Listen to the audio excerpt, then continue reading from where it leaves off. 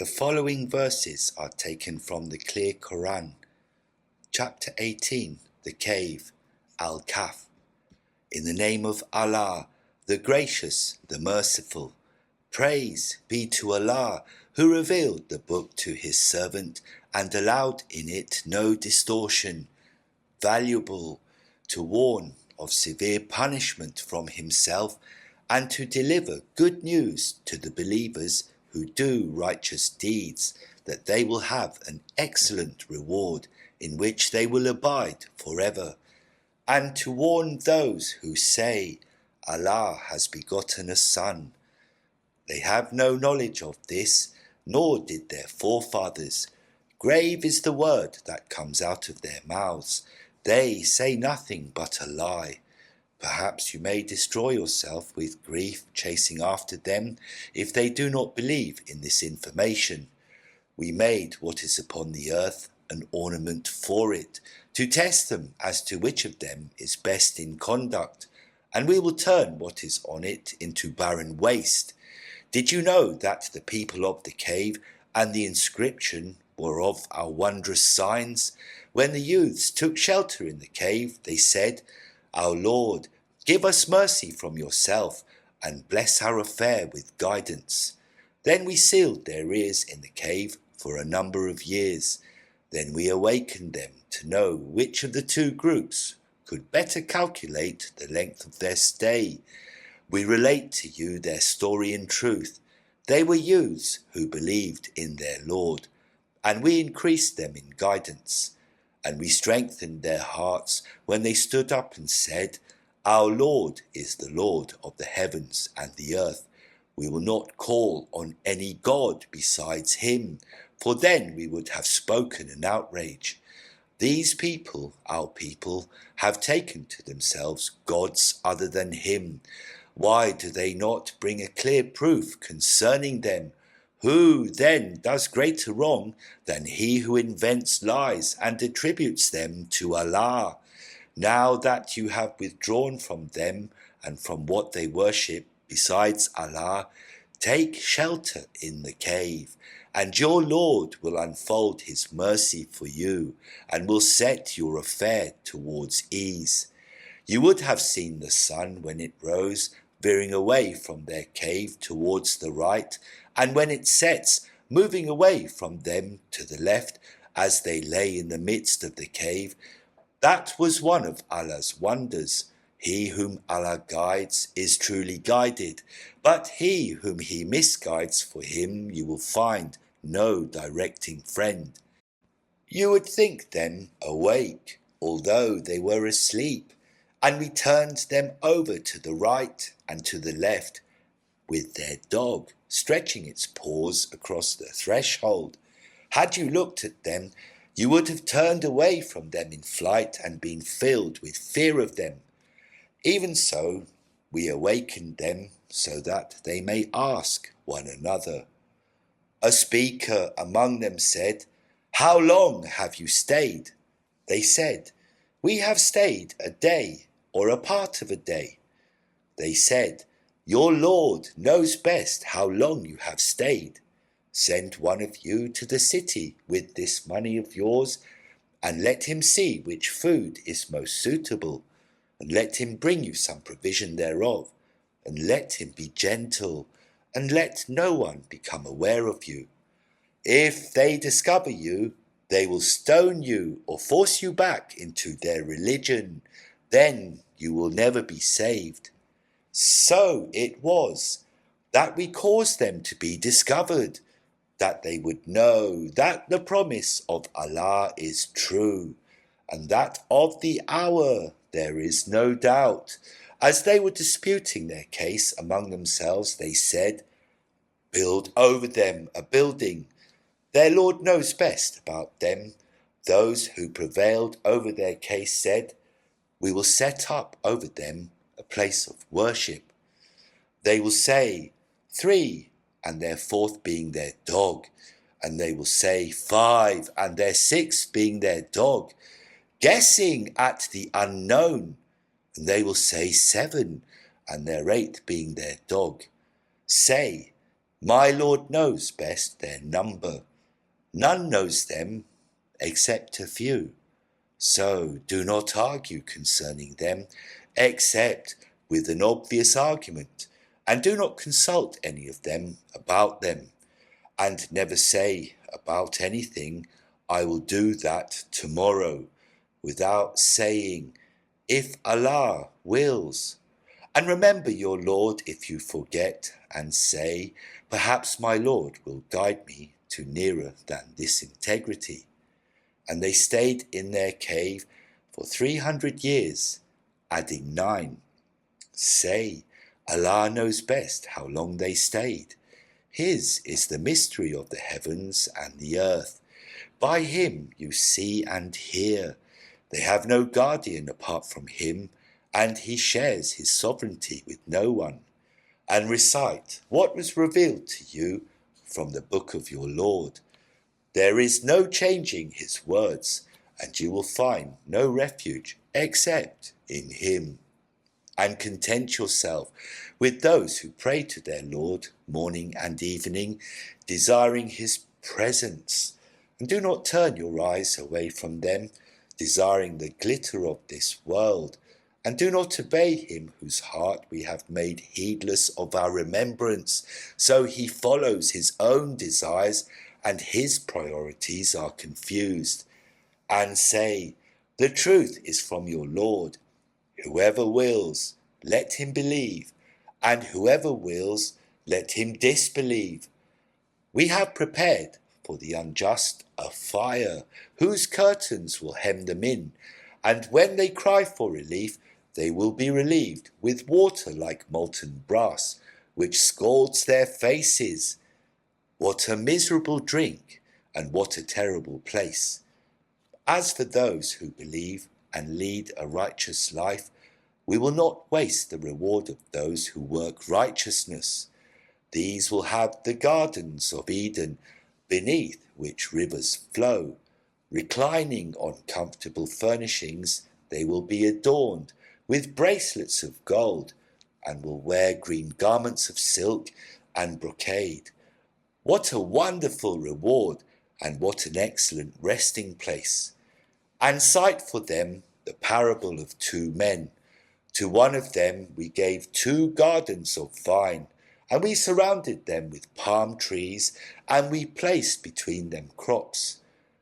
Both gardens produced their harvest in full, and suffered no loss, and we made a river flow through them, and thus he had abundant fruits. He said to his friend as he conversed with him, I am wealthier than you, and greater in manpower.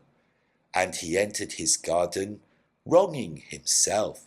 He said, I do not think this will ever perish, and I do not think the hour is coming. And even if I am returned to my Lord, I will find something better than this in return. His friend said to him as he conversed with him, Are you being ungrateful to him who created you from dust, then from a sperm drop, then evolved you into a man? But as for me, he is Allah, my Lord, and I never associate with my Lord anyone. When you entered your garden, why did you not say, as Allah wills? There is no power except through Allah, although you see me inferior to you in wealth and children.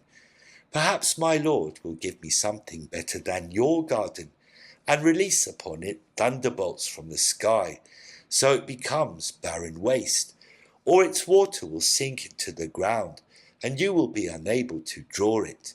And ruin closed in on his crops, and so he began wringing his hands over what he had invested in it, as it lays fallen upon its trellises. And he was saying, I wish I never associated anyone with my Lord. He had no faction to help him besides Allah, and he was helpless. That is because authority belongs to Allah, the True. He is best in rewarding and best in requiting. And cite for them the parable of the present life. It is like water that we send down from the sky. The plants of the earth absorb it, but then it becomes debris scattered by the wind. Allah has absolute power over everything. Wealth and children are the adornments of the present life, but the things that last, the virtuous deeds, are better with your Lord for reward, and better for hope. On the day when we set the mountains in motion, and you see the earth emerging, and we gather them together and leave none of them behind, they will be presented before your Lord in a row. You have come to us as we created you the first time, although you claimed we would not set a meeting for you. And the book will be placed, and you will see the sinners fearful of its contents, and they will say, "Woe to us! What is with this book that leaves nothing small or big, but it has enumerated it?" They will find everything they had done present. Your Lord does not wrong anyone. We said to the angels, "Bow down to Adam." So they bowed down, except for Satan. He was of the jinn, and he defied the command of his Lord. Will you take him and his offspring as lords instead of me, when they are an enemy to you? Evil is the exchange for the wrongdoers. I did not call them to witness the creation of the heavens and the earth, nor their own creation, and I do not take the misleaders for assistance.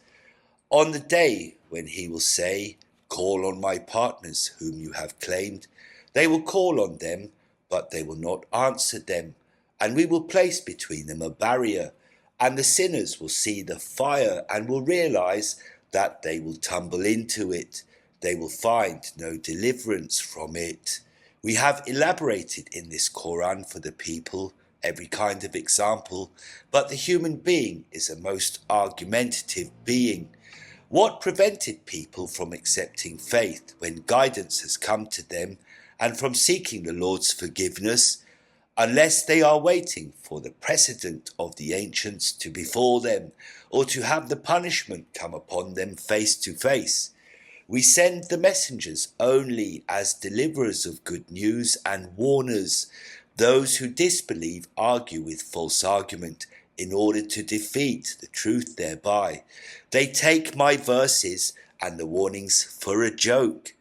Who does greater wrong than he who, when reminded of his Lord's revelations, turns away from them and forgets what his hands have put forward?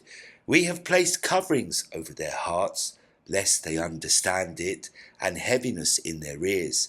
And if you call them to guidance, they will not be guided ever. Your Lord is the forgiver, possessor of mercy. Were he to call them to account for what they have earned, he would have hastened the punishment for them. But they have an appointment from which they will find no escape. And these towns, we destroyed them when they committed injustices, and we set for their destruction an appointed time. Recall when Moses said to his servant, "I will not give up until I reach the junction of the two rivers, even if it takes me years." Then, when they reached the junction between them, they forgot about their fish. It found its way into the river, slipping away.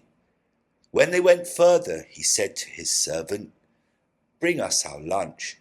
We were exposed in our travel to much fatigue. He said, "Do you remember when we rested by the rock? I forgot about the fish. It was only the devil who made me forget it, and so it found its way to the river amazingly." He said, "This is what we were seeking." And so they turned back, retracing their steps. Then they came upon a servant of ours whom we had blessed with mercy from us, and had taught him knowledge from our own. Moses said to him, May I follow you, so that you may teach me some of the guidance you were taught. He said, You will not be able to endure with me. And how will you endure what you have no knowledge of? He said, You will find me, Allah willing, patient, and I will not disobey you in any order of yours. He said, If you follow me, do not ask me about anything until I myself make mention of it to you. So they set out until when they had boarded the boat, he holed it. He said, Did you hole it to drown its passengers? You have done something awful. He said, Did I not tell you that you will not be able to endure with me? He said, Do not rebuke me for forgetting, and do not make my course difficult for me. Then they set out until when they encountered a boy. He killed him. He said, Did you kill a pure soul who killed no one? You have done something terrible. He said, Did I not tell you that you will not be able to endure with me? He said, If I ask you about anything after this, then do not keep company with me. You have received excuses from me. So they set out until when they reached the people of a town. They asked them for food, but they refused to offer them hospitality. There they found a wall about to collapse, and he repaired it. He said, If you wanted, you could have obtained a payment for it. He said, This is the parting between you and me. I will tell you the interpretation of what you were unable to endure. As for the boat, it belonged to paupers working at sea. I wanted to damage it because there was a king coming after them, seizing every boat by force. As for the boy, his parents were believers, and we feared he would overwhelm them with oppression and disbelief. So we wanted their Lord to replace him with someone better in purity and closer to mercy. And as for the wall, it belonged to 2 orphan boys in the city. Beneath it was a treasure that belonged to them. Their father was a righteous man. Your Lord wanted them to reach their maturity and then extract their treasure as a mercy from your Lord. I did not do it of my own accord. This is the interpretation of what you were unable to endure. And they ask you about Zul-Kanan. Say, I will tell you something about him.